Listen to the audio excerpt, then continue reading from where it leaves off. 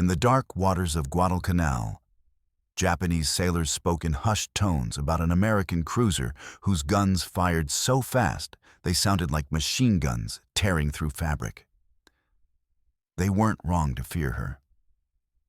USS Helena, CL-50, would survive what should have killed her at Pearl Harbor, only to return with a vengeance that would reshape naval warfare in the Pacific.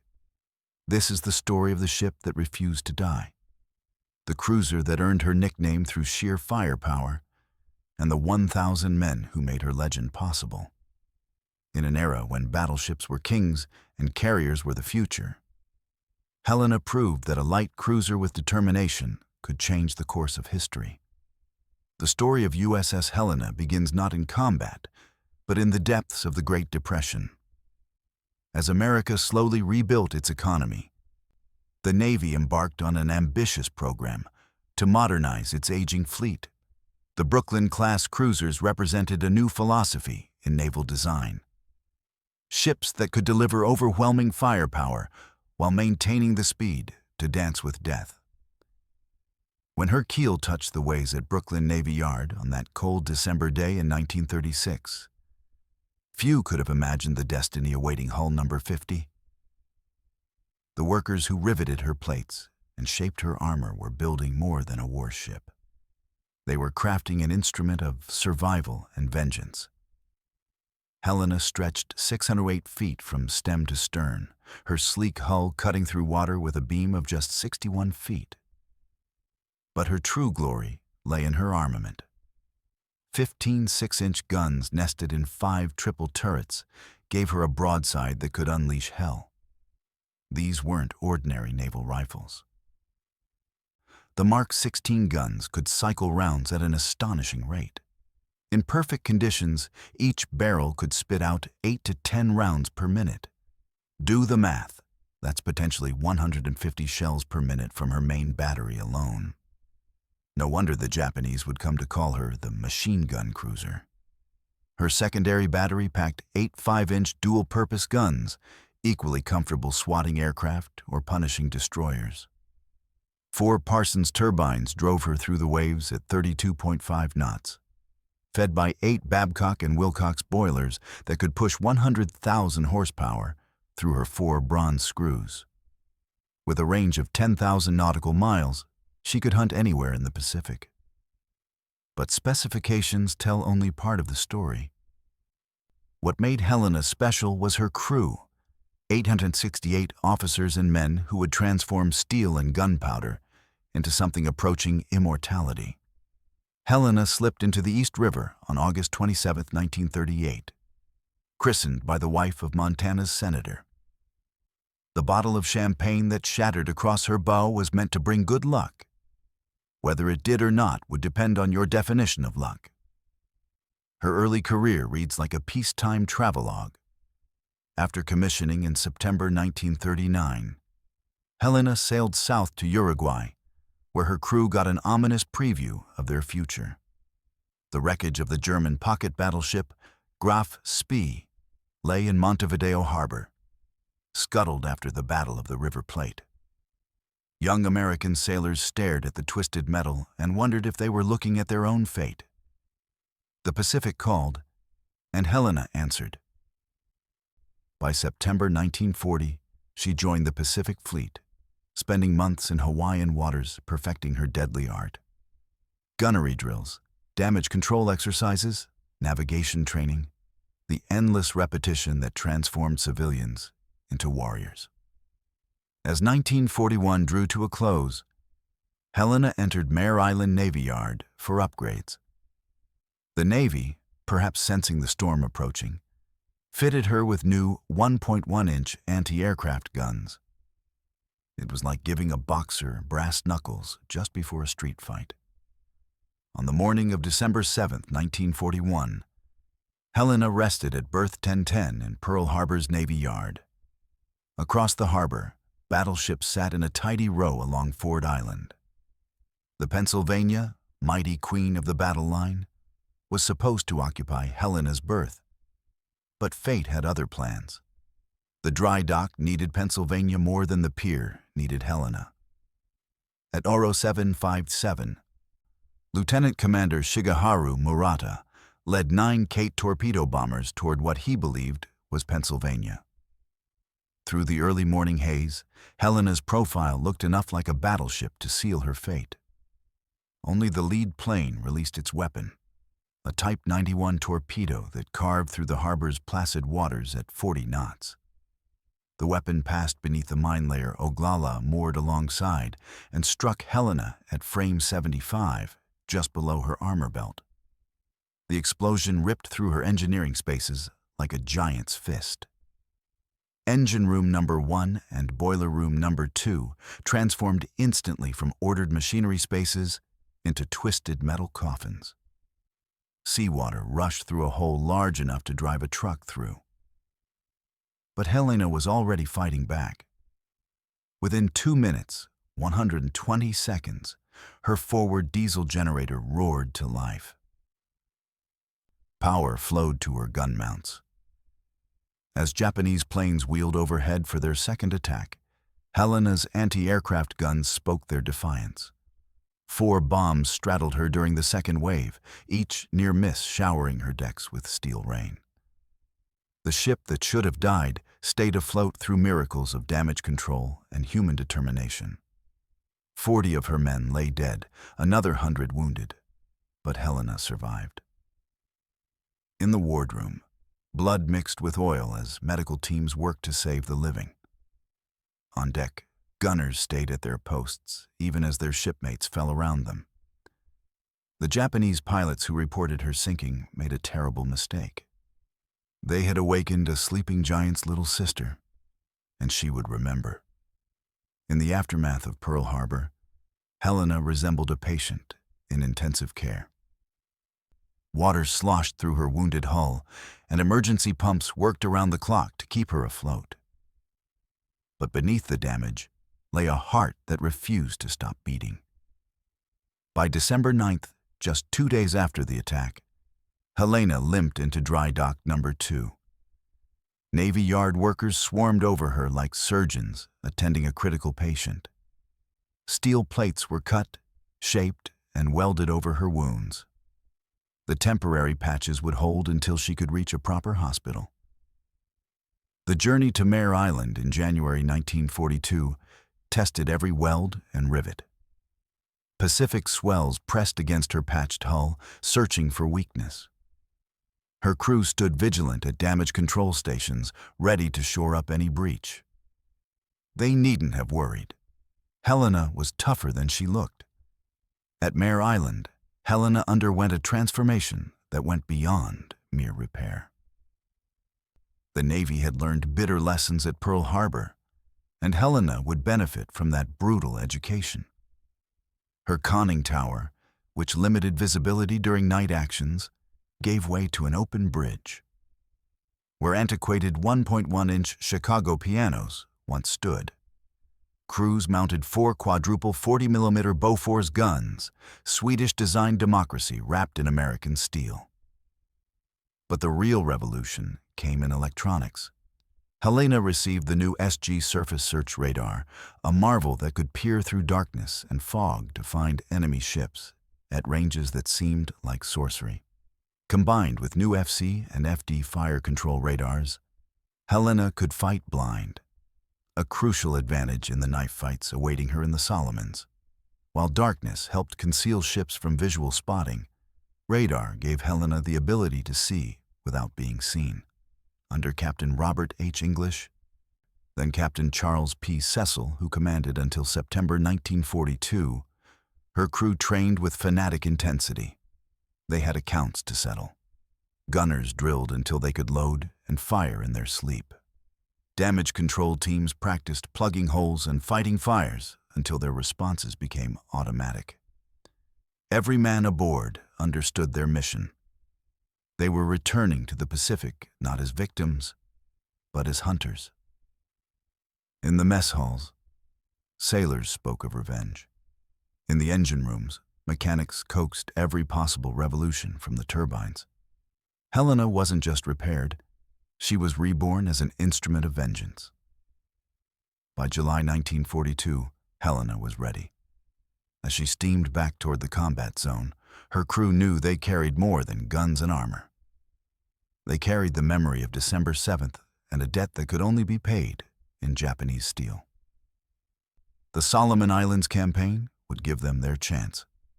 The waters around Guadalcanal became Helena's hunting ground. In those dark, treacherous straits, where American and Japanese forces clashed by night, Helena found her purpose. Her radar gave her eyes in the darkness.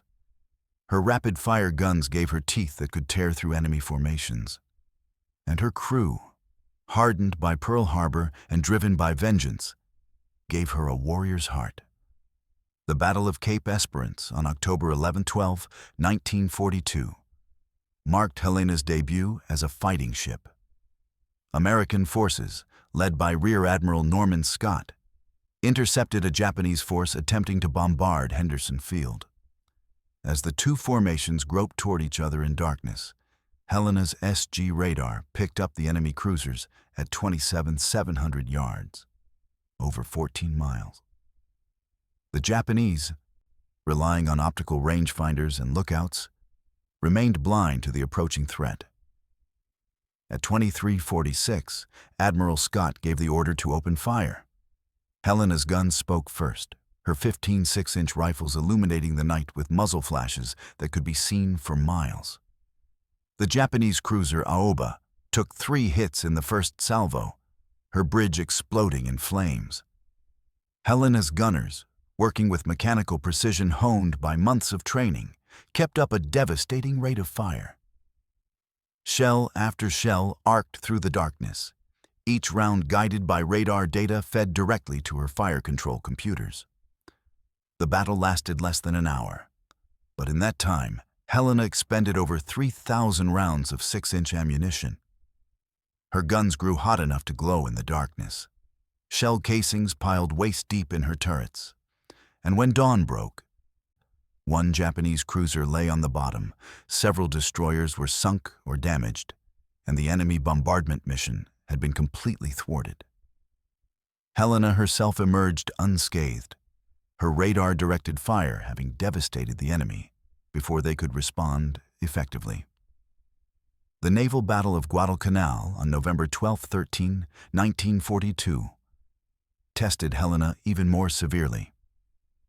Japanese Admiral Hiroaki Abe led a powerful force including the battleships Hiei and Kirishima toward Guadalcanal, intending to devastate Henderson Field and pave the way for a major reinforcement convoy. American Rear Admiral Daniel Callahan intercepted with a force that included Helena and 4 other cruisers. What followed was perhaps the most chaotic naval battle of World War II. The two forces collided in darkness so complete that ships passed within yards of each other without visual contact. Radar became useless in the confusion as friend and foe intermixed. Ships fired at point-blank range, torpedoes crossed the water in every direction, and the night exploded with gunfire and burning vessels. Helena found herself in the middle of this maelstrom. At one point, she passed so close to the Japanese battleship Hiei that her 5-inch guns could fire nearly horizontally into the battleship's superstructure. Her 6-inch guns poured shells into Hiei's upper works, starting fires that would eventually lead to the battleship's loss. When the destroyer Akatsuki swept her with a searchlight, Helena's guns obliterated the destroyer in less than a minute, the light dying as the ship exploded. The battle cost the Americans dearly. Admiral Callahan died when his flagship was destroyed. 2 American cruisers went to the bottom, and several destroyers were lost. But Helena survived, her armor belt riddled with holes, her superstructure scarred by shell splinters, but her engines still driving her through the carnage. More importantly, the Japanese withdrew without bombarding Henderson Field. The tide of the Guadalcanal campaign had turned. For the next 7 months, Helena operated continuously in the South Pacific. She escorted convoys, conducted shore bombardments, and hunted Japanese warships with relentless determination. Her crew became veterans, men who could sleep through anything but would snap awake at the sound of general quarters. They knew their ship, understood her quirks, and trusted her to bring them through. The Tokyo Express. The Japanese fast destroyer runs that supplied their forces on Guadalcanal learned to fear Helena's distinctive rapid fire. Japanese lookouts could identify her by the sheer volume of fire she produced. Radio intercepts revealed that Japanese commanders specifically warned their forces about the machine gun cruiser and advised avoiding action with her if possible. But you can't avoid fate forever. On the night of July 5-6, 1943, Helena steamed through Kula Gulf as part of Task Group 36.1 under Rear Admiral Walden Ainsworth. Intelligence indicated that Japanese destroyers would attempt another Tokyo Express run, and Ainsworth positioned his force to intercept. Helena, as usual, led the cruiser column, her radar probing the darkness ahead. At Ora 106 on July 6th, Helena's radar detected the Japanese force, 10 destroyers in 2 groups. Ainsworth maneuvered to cross the enemy's T, the classic naval tactical advantage. At OA 57, he ordered his ships to open fire. Helena's guns roared to life, and within moments the night exploded with violence. The battle began well for the Americans. Helena's rapid fire devastated the Japanese destroyer Niyazuki, setting her ablaze with dozens of hits. The cruiser's guns shifted to other targets, her turrets training smoothly as fire control solutions updated every few seconds. For 20 minutes, Helena poured out shells at a rate that seemed impossible, her crews working with the synchronized precision of a machine. But the Japanese weren't helpless. While American cruisers concentrated on destroyers in the northern group, the southern group of destroyers executed a classic torpedo attack. Japanese destroyers carried the Type 93 Long Lance torpedo, perhaps the most effective naval weapon of World War II. Oxygen-powered and wakeless, with a range of over 20 miles at 36 knots, these torpedoes were killers. At Oro 203, a spread of long lances entered the water from the destroyers Suzukaze and Tanakaze. The torpedoes ran true, their sophisticated guidance systems keeping them on course toward the American column. Helena's lookouts never saw them coming. There were no wakes to spot, no warning until the weapon struck home. The first torpedo struck forward of Turret 1. The explosion was catastrophic. Either her forward magazine detonated or the torpedo's 180-pound warhead simply obliterated her bow. Turret 1 vanished in a pillar of flame that reached 200 feet skyward. The blast rolled through the ship, buckling bulkheads and throwing men against steel walls like rag dolls. Before damage control could respond, the second and third torpedoes struck amidships, below her armor belt. These hits broke Helena's keel, the ship's backbone. Her engine rooms flooded instantly, turbines screaming to a stop as seawater rushed in. Electrical power failed, plunging internal compartments into darkness broken only by battle lanterns and flames. Captain Cecil immediately recognized the fatal nature of Helena's wounds. With her keel broken, the ship was already beginning to jackknife. He passed the order all captains dread: abandon ship. But Helena's gunners weren't finished. Even as she settled, her aft turrets continued firing, their crews refusing to leave their posts until the last possible moment. Turret 4 fired until seawater flooded the handling rooms. Turret 5's crew manually trained their guns, firing until the list became too severe to elevate their barrels. The ship broke into 3 sections. The bow section, everything forward of Turret 2, had already vanished.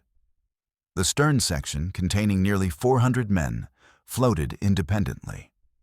The center section, containing the bridge and most of the engineering spaces, rolled over and sank within minutes.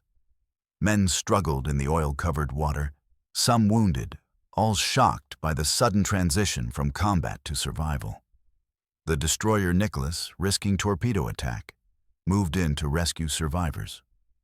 Her crew pulled exhausted men aboard while her guns engaged Japanese destroyers trying to finish off Helena's survivors. Dawn on July 6th found Kula Gulf littered with the debris of battle and nearly 500 Helena survivors still in the water. The bow and stern sections remained afloat, serving as temporary life rafts for hundreds of men. But Japanese aircraft would arrive with daylight, and Admiral Ainsworth faced an agonizing decision. Nicholas and Radford had pulled 739 men from the water during the night, their crews forming human chains to haul oil-soaked survivors aboard. But radar showed Japanese warships still in the area, and dawn meant certain air attack. Ainsworth ordered his ships to withdraw, leaving hundreds of Helena's crew behind. For the men still in the water, July 6th became a test of endurance and will. The tropical sun burned exposed skin, while salt water tortured wounds. Sharks, drawn by blood, circled the survivors. Men formed groups, supporting the wounded and sharing the few life rafts available. On Helena's floating stern section, Lieutenant Commander John L. Chu organized the survivors. The stern still had some food and water, plus medical supplies. Chu established watches, rationed supplies, and maintained discipline. When Japanese float planes strafed the survivors, men dove beneath the twisted steel for cover. That night, 2 American destroyers attempted a rescue, but were driven off by Japanese warships. The survivors spent another night clinging to wreckage, their numbers diminishing as wounded men slipped away and sharks took their toll. The story might have ended there, but for Coast Watcher Reverend A.W.E. Sylvester on Vella La Vella Island, he reported the survivors' location and coordinated with local natives to guide rescue efforts. On the night of July 7th-8th, destroyers Nicholas and Jenkins, along with fast transports Dent and Waters, returned to Kula Gulf. Using whaleboats and rubber rafts, they pulled 165 men from the water and the floating stern section. The stern finally sank during the rescue, as if Helena had waited to ensure her crew was safe before taking her final plunge. But 88 survivors had drifted to Japanese-held Vella La Vella. For a week, they evaded enemy patrols with help from native scouts and coast watchers. Living on coconuts and rainwater, moving only at night, they made their way to the island's northwest coast. On July 16th, destroyers Taylor, Maury, Gridley, and Ralph Talbot executed a daring daylight rescue, evacuating the last of Helena's survivors under the noses of Japanese forces. The final tally of Helena's crew of 868.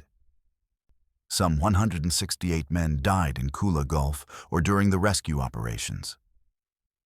But 700 survived, saved by the courage of destroyer crews who risked everything and the determination of survivors who refused to give up. Helena's story could have ended in Kula Gulf, another casualty in the grinding Solomon Islands campaign. But legends don't die easily. In Navy wardrooms and enlisted clubs, veterans told stories of the cruiser that fired faster than any ship had a right to. Her rapid-fire barrages became the stuff of mythology, growing with each retelling. The Navy recognized Helena's extraordinary service with 7 battle stars, and the first-ever Navy unit commendation awarded to a ship. The citation specifically mentioned Cape Esperance, Guadalcanal, and Kula Gulf. 3 battles where Helena's guns helped turn the tide of the Pacific War. Her influence extended beyond medals. Helena's combat experiences drove changes in American naval tactics and technology. Her successful use of radar in night battles became standard doctrine. The importance of flashless powder was written in blood. Damage control procedures were revised based on her loss. For decades, Helena rested undisturbed in Kula Gulf, her exact location unknown. Her survivors held reunions, their numbers dwindling each year, but their memories still sharp. They remembered the sound of her guns, the feel of her deck plates, the friends who didn't make it home. In April 2018, Paul Allen's research vessel RV Petrel located Helena in 2,800 feet of water. The remote cameras revealed her hull number, 50, still visible on her stern.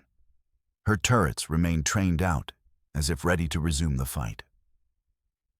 The discovery brought closure to surviving crew members and their families, confirming their ship's final resting place. Today, Helena serves as more than a war grave. She represents the thousands of sailors who fought the decisive naval battles of World War II. Her story teaches timeless lessons about courage, determination, and sacrifice. The ship that survived Pearl Harbor to become the scourge of the Tokyo Express proved that heroes aren't always invincible. Sometimes they're simply too stubborn to quit. From her birth in Depression-era Brooklyn to her death in the tropical waters of the Solomons, Helena embodied the American war effort.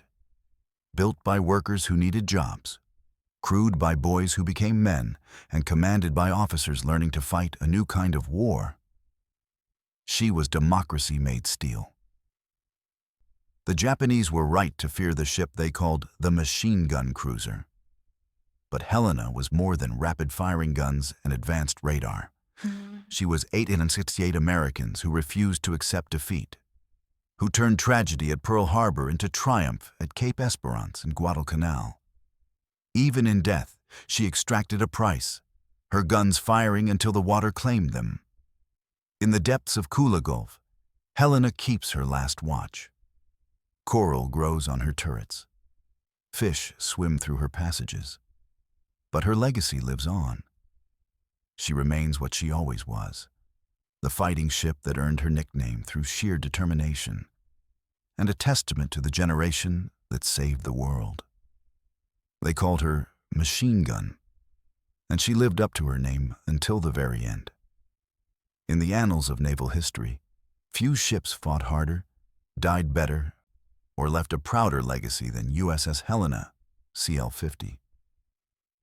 She was, as her crew always knew, one hell of a fighting ship.